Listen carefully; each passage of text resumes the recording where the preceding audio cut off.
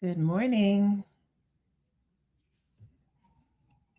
Happy Saturday. Saturday. It's Saturday. Just waiting for me to show up over on Instagram. There we go. We are ready to go. Good morning, LinkedIn, Facebook, Instagram, YouTube. How is everyone on this very chilly Saturday? We are in the last 10 days of the Sensual Abundance 40-day prosperity plan. The last 10 days, if you've been following along with me for the entire time, thank you so much. If you don't know who I am and why I'm on your screen, well, you decided to click on my live, and I appreciate that. But my name is Debbie Maisha, and I am the Sensual Energy Alchemist. I am a master life coach and a teacher of sacred sexuality, and my business, Sensual Energy Alchemy, LLC, reconnects Black women to their freedom, their sovereignty, and their power through their sensuality and their pleasure. And abundance is pleasurable. So we're doing the 40-day prosperity plan, this little book, the Abundance Book, John Randolph Price, and we are now in the final 10 statements. So how this worked, if you don't know, is there are 10 statements that you write, and you do day 1, day 2, day 3, day 4, all the way up to day 10. Then you start over at day 1, you do it again, you start over at day 1, you do it again, and a 4th round, day 1, and you do it up to day 10, and that's 40 days. It is day 31. I'm going to read statement 1. God is lavish, unfailing abundance, the rich, omnipresent substance of the universe. This all-providing source of infinite prosperity is individualized as me, the reality of me. And I'm going to read it in a different way because some folks, the word God is a little loaded. Source energy is lavish, unfailing abundance, the rich, omnipresent substance of the universe. This all-providing source of infinite prosperity is individualized as me, the reality of me. So, good morning and welcome to day 31 of these. I call it Sensual Abundance because we really, to me, and I went over this when we did the 10 statements for the second set. To me, many of our money issues have to do with how we feel about money, how we feel about ourselves. And I thought that it was important to look at money from a holistic point of view and to look at abundance from a holistic point of view versus just get your budget together, which I'll talk about today, or get your credit scores, which I'll talk about today. And keep in mind, I'm not a money coach. I'm just somebody that has had a lot of experience with a lot of ups and downs with money, and I have found some things that have worked for me, and I'm sharing them. That's really all it is. I'm just sharing them. You can take it or leave it. When it comes to money, you will find as many different ways to handle it as one can imagine. So I'm not here to say one way or another is wrong. As we get into this final week, and I'll be talking about like the practical things, I'm not here to tell you that it's wrong to do this or wrong to do that, but I'm here to say, hey, have you thought about? And it's up to you to decide from there what you think you would like to do with your money and for you to do the research. But I am not going to advise you in that way. So for the last 10 days, there's still some magical stuff I want to get into that I didn't get a chance to get into for the third set of statements. But today I want to talk about two just basic things. Good morning. Today I want to talk about two basic things. One is a budget, and one is your credit. And from a very layman's point of view, because like I said, I am not. Nikki, a long time, yes. Like I said, I'm not a financial guru person. So here's what I will tell you about your credit. I'm not going to tell you everything that I do with my credit, because some of the stuff I do is probably stuff people are going to say, don't do that. That's so wrong. One, it's important for you to know your credit score. That can determine a lot of what happens It can, not it will, it can determine a lot of what happens when it comes to your large purchases. It definitely has a huge part to play in your interest rate. And that's where people get a little stuck. And there are people who kind of don't care what about their interest rate, so they don't care to up their credit score. But your interest rate, like I said, basically means terms, your interest rate is the extra money that you're paying back. And if your credit score is low, you're higher risk. And so the lender is going to think, I need to charge them more money because they might default. That's basically like in the simplest terms. If your credit score is higher, the lender is going to say, oh, okay, I think I can trust this person. I don't need as much collateral. Interest rate can be lower. That's really the basic gist of how that works. You can pull your credit score for free once a year. Google it, freecreditreport.com or something, annual credit report, something like that. And you can get it from all three of the big three, TransUnion, Experian, and Equifax. You can get your credit score from there and also look at what's on your credit report. Check it to see if there are things on there that don't belong to you. Check it to see if there are addresses that aren't yours. You want to comb through, especially in this age of everything digital. You'll have no idea that someone has a hold of your information and is creating accounts in your name, messing up your good credit if you don't pull your own credit report. So you can do it once a year for free, or you can go to each one of those sites and pay a fee, and you can also get your credit report there. So I suggest that people, and you can, there's all these free, there's like Credit Karma and Credit Sesame. A lot of banks now will give you your credit score. Chase does, Capital One does. So there are tons of ways now for you to like link into that and see what's actually happening.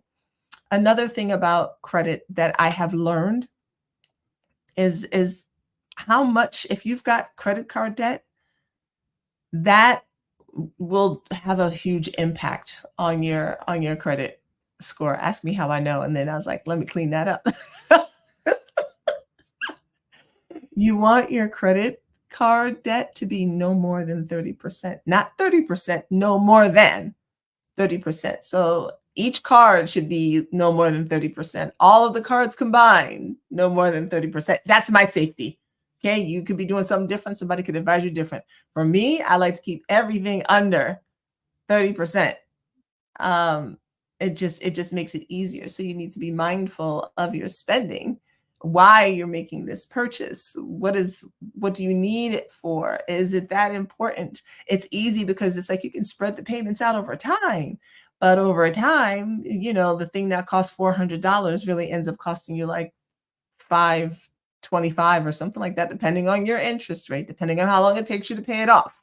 So you actually didn't get it for less. You actually ended up paying more for it. So just be mindful of those things. All right, so that's all I really want to say about credit, because I'm not a credit expert, but those are the things I think are important for people to know. One, pull your credit report. You can pull it for free every year. You can pay for it anytime you want to. The banks are now giving options. There's Credit Karma, Credit Sesame. You can track it there and do your best to keep your total credit utilization under 30%. And that will help your credit score to get boosted. So the next thing I want to talk about, because I'm giving you all some practical things, right? We've talked about all the woo-woo. We talked about the body stuff. We talked about the trauma. We talked about how we felt about money, how we thought about money, and worthiness around money. But we need action. And that's why, I'm diving into a little bit of the practical things. So for me, I have a budget. There are some people who would tell you the budget isn't necessary, and that's fine. There's some people who would tell you the budget has to be extra strict. Whatever works for you. I'm just telling you what works for me. I have a budget. I have a spreadsheet. I have the formulas on there on my spreadsheet that I created. Not that difficult for me. And trust me, they're not like serious accounting formulas, but they're addition, subtraction, multiplication, and division when necessary. I know how much is coming in every month. That's another thing. Do you know how much is coming into your house every month? Everything. I know how much is coming in. I have my budget set up so that I can see what's coming out and on what date. And then I can see what's left. So I'm clear on how much I need for bills, how much I have for fun, how much I have for savings or anything else that I want to do. For me, my budget is a roadmap. It gives me clarity, so I'm not always scrambling week to week or every 2 weeks to every 2 weeks or every month to every month and going, "Oh shoot, where did my money go?" I can see where it went. There was a time when I tracked my money with a little book and wrote down everything I spent, like every $3.14 for this, $2.97 for that. I will not do that ever again. It is a lot easier for me to have the budget, know what needs to go here, know what's getting saved, and know that I have a portion to spend and I don't have to track what I spent it on. That's my money. I do what I want to do with it. I took care of everything else. I'm not tracking the fact that I decided to buy a pack of gum or that I want to go out for a drink. I'm just not doing it. And that's the money that I have for fun. So if you do not have a budget, and if you find that you lose track of your spending, if you find that you're not sure where it's going, if you find that you're just like, I don't even know how much, I think I know how much money is coming in. I think you want to do a budget. That's my suggestion, to at least lay everything out so you can see what it looks like. And we talked about this, like if you're afraid of your money, if you're afraid of looking at it. I used to be afraid because I was like, I don't want to see how little I have. So I didn't want to do a budget because I already knew that the bills were way more than what I was bringing in. And I didn't want to see that. But once I could see it, then I could decide from the bills section what needed to stay, what needed to go. And then I could decide from the money section, is there something different that I can do? And there was a time when I did work, so almost 10 years ago now, like 8 years ago, there was a time when I worked 2 jobs, like didn't get a lot of sleep to catch up on some things. And sometimes that's just what it is. And just to handle the basic necessities. And sometimes that's the answer. All right, there's something that I said earlier. Oh, here's what I do. Again, here's what I do. I don't like all of my money in one place for a lot of different reasons, but one of them being I find that when my bill pay and my fund pay are in the same place, there's a bigger risk of me spending my bill money. So, good morning. So, for me, I have an account that is for my bills. I know exactly how much needs to go into that account every week, every 2 weeks, every month. And because I've got my budget. So I know what money needs to go in there. Anything else outside of that, I can decide where else I want to put it. And I give myself a little bit of a buffer with the bills too. Like if my bills are like $300, I don't just make sure I have $300 in there. Like I just like 375, 425. I just give myself a buffer for you never know what might pop up that I hadn't caught before. So just in case. So there's an account for bills. There's an account for fun. So the funds that I put in my account for fun, like I said, I don't have to track that I bought a pack of gum or a pair of shoes. Right? That's my account for fun. So I don't have to worry about it.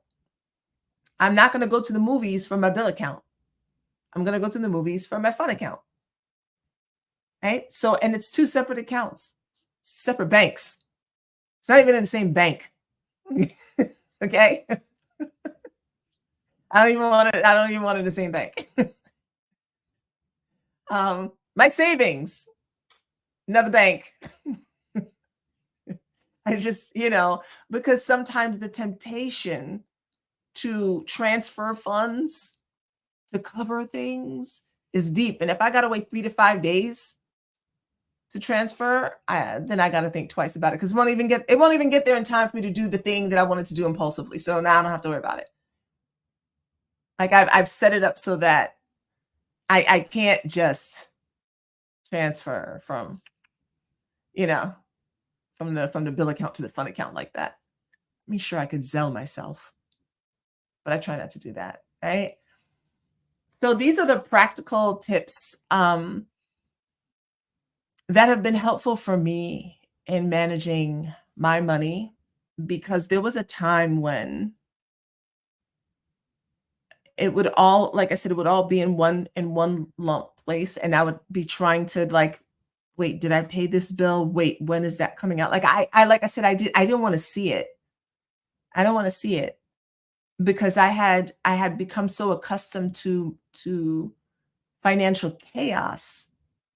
It was too overwhelming for me to look at. I didn't wanna it just felt like it's like when you want to reorganize a closet and you're just looking at it like it literally felt like that. I was like, "It's just too much." And then if my account went into the negative, the knots in my stomach and, "Oh my god, and what am I gonna do?" And like, the stress was it was too much.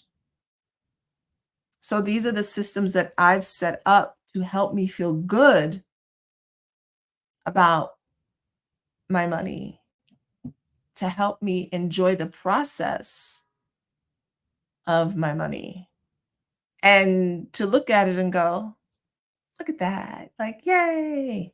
I get excited when my bills get paid. I'm just like, "Whoop, check that off."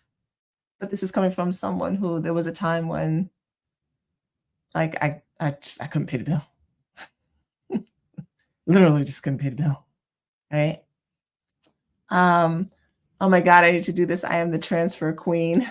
You're welcome. I'm telling you, yeah, you have that checking and that savings in that one account, and you call yourself putting money in that savings account, talking about, yeah. Then the next thing you know, some bill, something you're like, let me just take that out and just transfer it into the. It's okay. I can do that this week. I'll put it back. The next week comes, you don't put it back. No, I use separate banks. My kids look at me crazy. I'm not going to tell you how many accounts I have or how many banks I use because it's really outrageous. But it works. It's like the envelope system for me. I used to use the envelope system. I don't know if anybody remembers that. I did that when I was in my teens, and I would have everything, like I would get paid and I would have everything in different envelopes. And that's how I would know what I had to spend. So it's the same concept. It's just with banks. Okay. All right. So that's the practical stuff that I wanted to give you all. And we'll do some more practical things because I think, and again, not a money coach, just sharing, not a financial advisor, just sharing what helps to keep me sane. Okay. And what helps me to know what's coming in and what's going out and where I need to make adjustments. And part of we talked about part of abundance being able to be responsible for your abundance. If you talk about you want all of this expansion, you have to be able to be responsible for it. This is definitely a very real need, having separate accounts. I'm in here writing out a process. Yes, absolutely. And you figure out what works best for you. But if you want expanded abundance, you have to be able to be responsible for what's coming your way. And if you're not responsible for this much, but you're wanting this much, you're just going to blow it. So start with the responsibility for the small chunk that you have right now, whatever small chunk that is for you. Small chunk for some people is somebody else's large chunk. So I'm not putting any monetary value on it for you, but start with what you've got. Learn how to be responsible for that. Be in tune with it. Enjoy it. We talked about the body. Love it. Let your money go out. Bring back friends. Don't pay your bills begrudgingly. I will say this one last thing. I meant to say this with the last couple of statements. So let me see if I wrote it down. Mind Valley has a great course on money EQ. It's money, like your emotional money quotient or something like that. It was taught by Ken Honda, who had some great things to say. And if you have the money to pay for the Mind Valley course, it was actually really helpful for me. And in this journey that I've taken to understand my money better and to feel grateful, real gratitude, real, not that thought of fake gratitude of, you should just feel grateful, but real gratitude. And one of the things that I learned from him is something that he's Japanese, is something that they do in Japan. And it's a way that there's a Japanese word for it that flew out of my head, but it is a way that they thank their money. So when the money is leaving, they say thank you and bring back friends. When he's writing his checks to pay his bills, he says thank you, because he can do that. And I know I was one of those people that if I had something to pay, I'd be like, it's just I'm huffing and puffing and begrudgingly, and I'm watching my money go down in my account, and I'm like sad and oh no, I want it all to be there, and not thinking about the fact that the money's going down because I'm providing myself with something that clearly I want and need. Otherwise, why am I paying for it? So I learned to stop being so peeved that I had less money because I was paying bills and I needed more and I should have more. And all of that, again, scarcity, fear, scared money don't make money, not helpful. And I noticed that when I went to the store, instead of thinking, I only have $20, it was more like, okay, I have $20. What can I do today? What can I get today? How we gonna make this work today? And I'll be at the cash register and I give them a 20. And as I was giving them the 20, I'd be talking in my mind, just go ahead, go out there and bring some friends back to me. Just go ahead. Y'all go be playing. We're playing a game together. We're playing a game. I'll give you a little bit here. You give me more coming back. And more money did end up coming in, but more importantly, I had more fun with my money. I didn't need to hold on to it so tightly out of fear. I didn't need to be afraid for it to go out of fear. I just had fun with my money because look, it's not going with you when you die. Like there's no reason to hoard it in stockpiles. It's not going with you when you die. If you'd like to leave enough for your children or grandchildren or, whatever have you to get them started, then do that. It is not your responsibility to leave them with enough money that they don't have to work a day in their life. That's really not your responsibility. And to be honest with most of you, while I love the idea of generational wealth, financial literacy is way more important, because if you give your children money without the literacy, I am telling you, it's going to be gone in 2 generations anyway. And you would spend your whole entire life draining your life force energy, trying to work so hard. We talked about this, if you've been with me for a while, trying to work so hard to save up all this money for them to have all of it, just for them to blow it. And you looking at them from the other worlds like, so don't do it to yourself. Don't do it to yourself. Enjoy, have some pleasure with what you've got here now. Don't spend it all, right? You never, you need some stuff for incidentals, car breakdown, your hospital stays, right? Have some practical funds set aside, but take the trip. Go to the spa. Go get your hair done. Do the things that make you feel good with your money. And don't regret it when you do it. Enjoy it. Okay? But those are some practical tips. All right.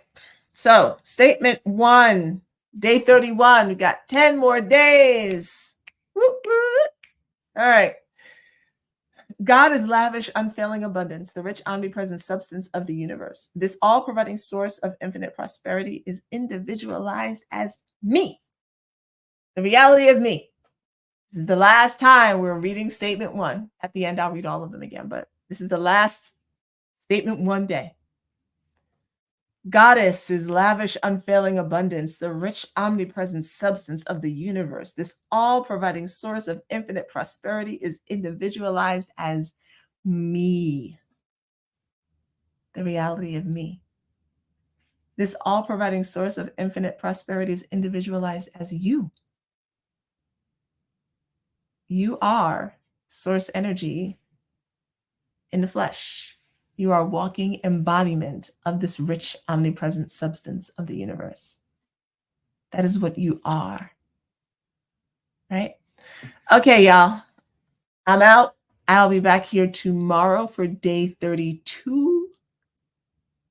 All right. Oh, yes, my parents said it's today. Yes. All right, y'all. Have a great Saturday. I'll see you tomorrow. Bye.